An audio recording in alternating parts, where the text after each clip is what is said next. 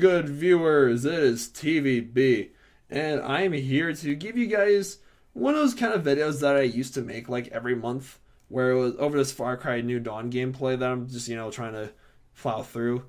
And I used to make types of videos where I would do take all the movies I saw in that month and rank them from worst to best. But I've decided, as like a New Year's resolution sort of thing, do something a little different, switch up the formula for once. Instead of doing that, I'm going to take all the films that I saw this past winter from worst to best. So yeah, it's March 2nd. I saw, 10 movies. Actually, no. I saw 11 movies if you count like Once Upon a Deadpool, but like that's literally just a copy and paste of Deadpool 2. It's PG-13 and has bits of Fred Savage thrown in there as well. So I decided not to include that in this video. So yeah, I saw 10 films this past December, January, and February. So how these kind of videos are going to work is I'm going to take all the films I saw this past season. So these are all the winter 2018 and 2019 films I saw. So at the end of April or beginning of May, depending on my schedule and whatnot, I'm going to take all the films I saw both in March and April when I can force the best. At the end of August or the beginning of September, again, depends on my schedule, I'm going to take all the summer films, films I saw that May, June, July, and August and rank them from worst to best. And at the end of November or beginning of December, again, depending on schedule, I'll take all the films I saw that September, October, November and rank them from worst to best. So yeah, I figured these would be like, it'd be a good way to switch up my formula once in a while. Not to mention, I'm not as consistent about seeing movies. I missed like 2 weekends. I'm missing this weekend because of a band concert tomorrow night, and I'll play the tuba on the concert band. So yeah, I decided to just lay low this weekend. And the beginning of February, February 1st and 2nd, I was out of town, and I came back with a pretty bad cough on a Super Bowl Sunday. But yeah, let's get to this. The worst movie I saw this past February, this past winter, and guess what? This is a January film. No surprise here. Was Replicas. Oh my gosh, where do I even start with this movie? You know what? When I saw this movie, I was over winter break. I was the only person in the entire theater. It was just me and this one other guy. Shout out to you, by the way, if you're watching this. I know you know who you are, and you're a cool ass dude. Yeah, the only redeemable thing about this movie is that Thomas Middleditch is funny in a few scenes. That's literally it. Keanu Reeves phones it in, horrendously. I mean, I haven't seen John Wick yet. I hear he's fantastic in that, but seriously, this movie was boring and stupid and annoying. Special effects are disgusting. Ugh, jeez. Well, let's just move to the next. The second worst film I saw this winter season, Mortal Engines. Okay, Replicas is the only movie I'm talking about in this video that I flat out disliked. Mortal Engines, I honestly think this movie I enjoy this movie. I give it a 6 out of 10 in my reviews. It definitely has its problems, but overall I give it a thumbs up. I think this movie gets a lot of hate for nothing. That's probably because, I'm overall not a hard guy to please with movies at all, but, this movie, I can see where people complain about the storytelling and the characters, but, overall, I enjoyed watching it. Cool action scenes, cool visuals. It's a lot of creativity, It's a really interesting world that they live in. This whole futuristic world where society's fallen, cities now move on wheels. And yeah, it's produced by Peter Jackson, who's one of my favorite directors. I know he wasn't in a director chair. I feel like this movie would have been better if he was, just saying. But yeah, I can't wait to see what he does next, because he hasn't really been in the director's chair since The Hobbit.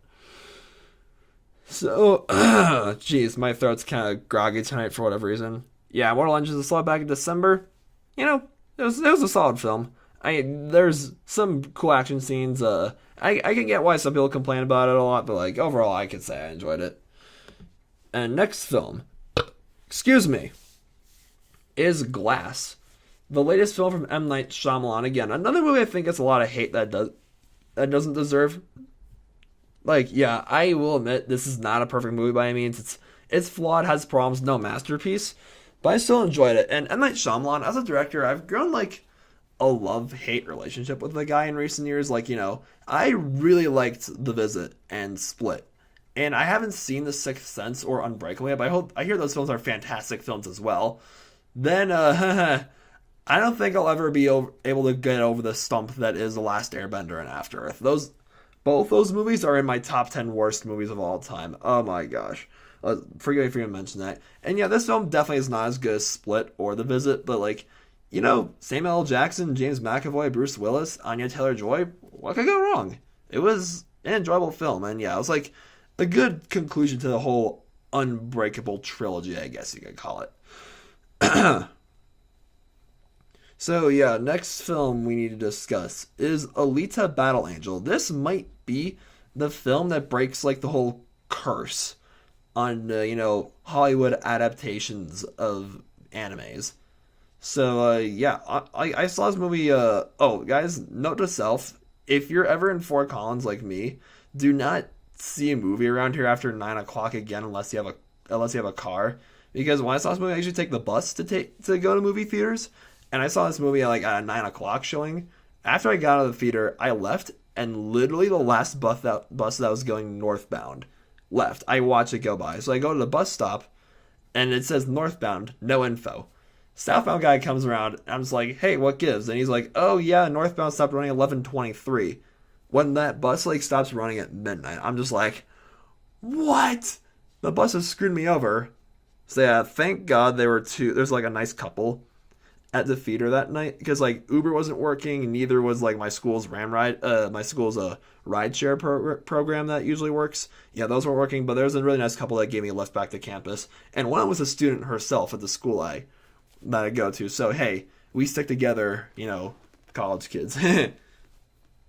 But yeah, Alita Battle Angel, the special effects overall were really great. I'm still not too sure how I feel towards Alita's design, those freaking giant ass anime eyes. I mean, to be fair, it is a movie based off an anime and she is a cyborg, but still, it's I feel like they could have, made her look a little more polished, I guess you could say. But yeah, the storytelling, I mean, it's pretty off. I don't know, some characters I feel like could have used some work, but overall, I think the movie was very fun to watch. Great action scenes, especially the rollerball scenes, and when she's fighting other robots and a lot of other cool stuff. And it has a really sick theme song from Dua Lipa, who just won a Grammy, and it's just this movie was overall a pretty fun time to watch, not gonna lie. And if you enjoy the anime that's based on, I think you'll enjoy this. I mean, I haven't watched too many animes. I'm in the middle of Attack on Titan season 3, so yeah, I love that. But I haven't watched any other animes really. I mean, Pokemon counts, I guess, but I stopped watching that after Sinnoh. But all in all, Alita Battle Angel was. If this movie makes enough money, because the ending, without spoiling it, it's very sequel. Yeah, they're trying to plan a franchise with Alita, and you know what? They want to do so, they can go right ahead if this movie makes enough money. I'd still watch a second installment in this franchise, I guess you can call it that. So yeah, the next movie, the middle, we're halfway through the video now, guys. Let's talk about The Kid Who Would Be King, who stars Andy Serkis' son. This kid, his career is off to a pretty good start, I'm not gonna lie. And walking out of this movie, I was really in the mood for some lip smacking chicken, which I guess is the British equivalent of KFC. And they make this really hilarious joke because Merlin, the wizard, gets his magic from various feathers and bunny poop or something like that. Really gross things yes, fried chicken is the cure for my for my powers. It's oh my gosh, he's making fun of how unhealthy fast food is. But yeah, this movie for a January film was really, really well done. I'm not kidding. This movie had some pretty solid action scenes, especially with all the school kids, gearing up for battle against all the evil monsters at the end. That was awesome. School class has been dismissed the rest of the day. This replaces it. Yay! And it's very I love how unapologetically British it is. And the performances were solid. It's a very classic take of the whole Arthurian legend. The King Arthur story has been done to death. But this definitely puts a good modern spin on it. And yeah, Sir Patrick Stewart's in this movie as well. Sir Patrick Stewart. Oh, what a guy. He is great. So yeah, now we're getting to much more positive territory. Again, the only movie I saw this month I disliked was Replicas. So yeah, this overall was a pretty solid season for movies, winter, December, January, February. But next movie I want to talk about is Lego Movie 2, the second part. So yeah, not as good as the first two Lego movies. It's definitely a lot better than the Ninjago movie we got a year and a half ago. But yeah, Lego Movie 2 is it's a pretty solid follow-up. I'm not gonna lie. Chris Pratt as Emmett is absolutely priceless. Like he just really owns the role as like this little Lego figurine that like just tries to be as awesome as he can to be like the master builder. It's like it's at 5 years after the events of the first Lego movie. It's like seeing how Bricksville has like Bricksburg, I should say, has crumbled. It's like it's all Mad Max ish with like sewer babies and like tough guys and motorcycles and aliens going to different galaxies. Will Arnett back again as Batman. Oh, that was fantastic. And Elizabeth Banks as Wildstyle. It's like a lot of great scenes, a lot of great moments that made me laugh. And the animation once again is flawless. And like they're much more reliant on live action in this Lego movie installment than they were in the last few Lego movies, which I guess it added to the story, so it wasn't like forced or unnecessary, which is good. Like Maya Rudolph has some funny bits as well. I think Maya Rudolph was in this movie. Correct me if I'm wrong. But I'm kind of curious to see what direction this movie's heading, because like one thing I really want to see is a Lego Star Wars movie, because with all the Star Wars movies we get in recent years, and if Lego Batman happened, why can't Lego Star Wars movie happen? Or why can't it happen, I should say.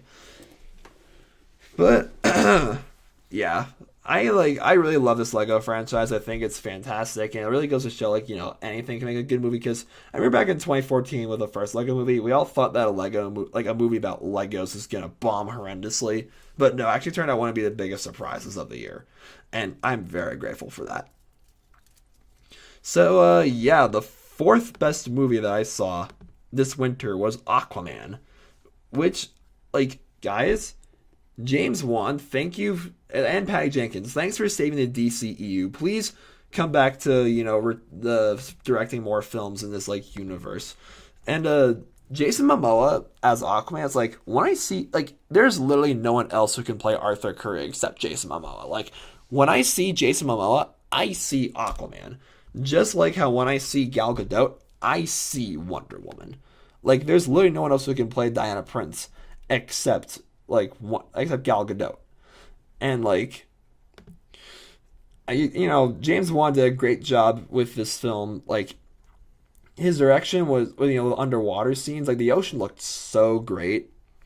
And like friggin' the Mara Amber Heard, oh my gosh, she reinstalled my love for redheads. Like hey, sexy gingers, they do exist, and her character is great. She kicks a lot of butt as well. She and Aquaman do a great king and queen duo of Atlantis, and Willem Dafoe is in this movie as well. So is somebody else whose name escapes me, and like the ending is pretty emotional as well. With Arthur's dad, and and just the battle scenes, especially with sea creatures and prehistoric sea monsters coming out. Oh, did I see Cthulhu there by any chance? Ha ha ha. It was great humor and some great fight scenes, and Black Manta kicks a lot of butt as well. I can't wait to see him in future installments. And yeah, as pleased as I was with Aquaman, I'm still fairly concerned about the future of the DCEU, especially seeing how Wonder Woman was gonna be released this year, but it was been pushed back to 2020. Jeez, I mean, good thing Patty Jenkins is coming back to direct it, but I'm looking right now. I think it looks like Shazam is the only DCEU movie that's coming out this year, and that's in April. Very excited for that. That cracked my top 9 most anticipated movies of the year list. So I have some very high hopes for that. And then next we're getting Birds of Prey, The Batman, which I hear is going to have Deathstroke as the villain. So I'm excited for that. The Suicide Squad, The Flash. The early 2000s. Oh, and Aquaman 2 has been, greenlit as well, apparently.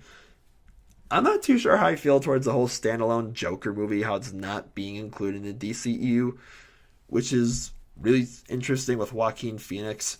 I don't know, guys. I'm not too excited to see it. Maybe I'll see it. Maybe I won't. We'll see. So, yeah. I mean, Aquaman, it did a great job at, doing the DCEU justice, and I'm excited to see what happens in the future, despite my concerns. Anyway, the third best film that I saw this winter season, this is probably one of the biggest surprises of 2018, honestly, and that was Bumblebee. Oh my gosh, this movie was it restored my faith in the Transformers franchise. In middle school, I defended the heck out of Transformers. I mean, frankly, I wasn't really a fan of Dark Moon, but I really loved Revenge of the Fallen and the first one. I like would defend those movies from their haters all the time. Then like Age of Extinction, I didn't see Age of Extinction in theaters. I just waited for it to come out in files and just watched it then. It's okay. I didn't hate it as much as everyone else did, honestly. But then, like, I heard that Last Night was announced. I was dreading it. I was like, uh-oh, Michael Bay's dragging us to the ground. And then I saw it, and I was just like, yep, this movie is blah. It was not a good movie. You know, very, very, whatever. So when I heard that Bumblebee was announced, I was like, really? Another Transformers movie? But then I saw how Travis Knight was directing it, and how it was going to be like a reboot to the franchise. It was like a spinoff, and see how Haley Steinfeld was in it after a trailer. I was like, a lot of my concerns went away. I was looking forward to it. Then I saw it, and I was like, yes! Thank you, Travis Knight. Bumblebee just works. It really works as a Transformers movie, as a coming-of-age movie, because Haley Steinfeld, in this movie, she's 18. You know, her birthday just hit, so she's trying to find her place in this world. Then she comes across this alien robot car, and, like, you know, befriends it, and they form a really strong friendship. And, like, it also is a good period piece for the 1980s. This film's set in the late 80s, which is great, because the original Transformers cartoons were released during the 80s, and it's full of, like, very 80s isms, you know, like, bright colors, stupid techno music. Like, oh my gosh, the 80s were such a time to be alive, I imagine. And yeah, the action scenes were solid. Like, it was hilarious. Like, one scene in particular had me laughing so hysterically when I saw this movie. Oh my goodness. And I'm very excited to see where this franchise is heading in the future. Like, you know, now that, like, you know, because my faith in Transformers has been restored, so I have high hopes for Travis Knight's direction. And yeah, the second best film I saw this winter, the last film I saw this winter actually, was How to Train Your Dragon 3, The Hidden World. Guys, the How to Train Your Dragon trilogy is going down as one of the best, like, movie franchises of this decade. I'm not joking when I say that. Like, the first film was such a great film. The second film might be even better, in all honesty. I'm still perplexed on that. This third film might not hit the same height as the first two, but still, it's like, this film is, like, you know, this whole trilogy is just so beautiful and so, like, excellently made. Like, Jay Burchell as Hiccup is fantastic. So is Gerald Butler as Stoic. And seeing their relationship he forms with this dragon, like, Toothless, seeing how, like, their characters develop. Yeah, even though Toothless doesn't talk at all, like, he is his own character. There's no denying that at all. Like, they both grown so much from, like, you know, Vikings and dragons being, like, mortal enemies. Then, like, they become friends.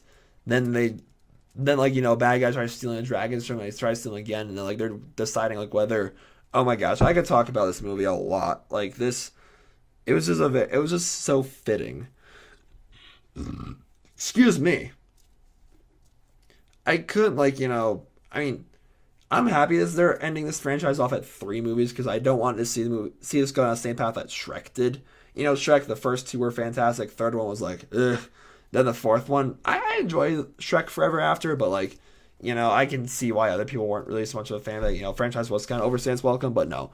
They were smart and decided to end off, you know, the How to Train Your Dragon franchise at 3 movies, you know. End it off on a happy note instead of drag it out too long. Yeah, it's emotional, it's gorgeously animated, like, you know, Hiccup and Astrid, you know, 2 of my favorite couples in animation history. This, like, DreamWorks really nailed that out of the park with this whole franchise. And I know it's very early. It's still pretty early in the year. We got a lot of anime movies to look forward to, but I hope this gets, like, a best animated film Oscar when that comes around, because the first 2 didn't win that. And I can understand, you know, the first one losing to, you know, Toy Story 3, of course. But the second one, I still haven't seen Big Hero 6, but that won over How to Train Your Dragon 2. So I was disappointed about that. It's like, the Academy hates DreamWorks. The only DreamWorks film that has won that Oscar is Shrek, which was the very first Oscar for Best Animated Feature. So I hope they win again at some point. And yeah, like, this is, like, definitely one of my favorite movie trilogies of all time. Not gonna lie. And yeah, the single best, like, film that came out this winter, over all the films I saw this December and January and February, the best film came out in December, and that, my friends, is Spider-Man Into the Spider-Verse. Again, just like Bumblebee, I was dreading this movie at first when I heard it was announced. I was like, ugh, another Spider-Man reboot from Sony, like a third attempt at this franchise. Like, what are they thinking? But then I heard it was animated, and I was like, ooh, now you have me interested. Then I saw a trailer. I was like, okay, now you have my attention. So yeah, I saw this movie, and my God, guys, Spider-Man Into the Spider-Verse exceeded all expectations and did such a fantastic job at bringing Miles Morales to life. This new Spider-Man, this Spider Kid, I guess you could say, and Peter Parker as an older guy, like all the different Spider people show up, like Gwen Stacy and the little anime girl. It's so cute, and Peter Porker and Spider Noir, like.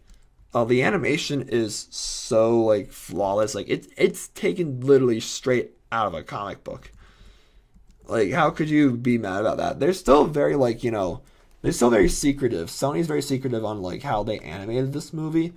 Like it was I want to say it's a mix of computer animation and and traditional animation. It kind of looks like that at least. But yeah, like this film was, the characters all work so well together. Kingpin, yeah, he's a pretty weak villain, I'm not gonna lie, but I did feel kind of bad for his motives. And like, plenty of emotional moments as well. And it's just been a great, like, this was a great comeback for Sony because last year they had the Emoji Movie. And they also had Smurfs and a slew of other bad films that came out in the past few years. So this is a great comeback in there, and they're already planning a sequel for this movie. I cannot wait for that. And I am so thrilled that this won Best Animated Film at the Oscars last weekend. Like, frankly, I know, like, I was hoping for Isle of Dogs to win, but I'm very happy this film won as well. Just, I'm happy Incredibles 2 didn't win. That's my main thing. I would have loved if Wreck-It Ralph Breaks the Internet won as well. But, yeah, like, Spider-Verse totally deserved the Best Animated Film Oscar. And also deserves my pick for the best movie to come out this past winter. Oh boy, I should probably get my voice rest. My apologies, if I sound kind of groggy. I don't know, I was kind of coughing today. I feel fine, but just still, I think I could go for some rest the night before my concert. Okay, guys, thank you so much for watching. How do you feel about this new video format that I'm doing, with these kind of videos? About ranking movies I've seen from worst to best. Let me know in the comments down below. Subscribe to my channel, please. Also, I am getting my buzz cut on Wednesday, so I'll be filming my 1,000 subscribers special on Wednesday, but I'll try to upload like that weekend or something like that. So yeah, we'll see what happens.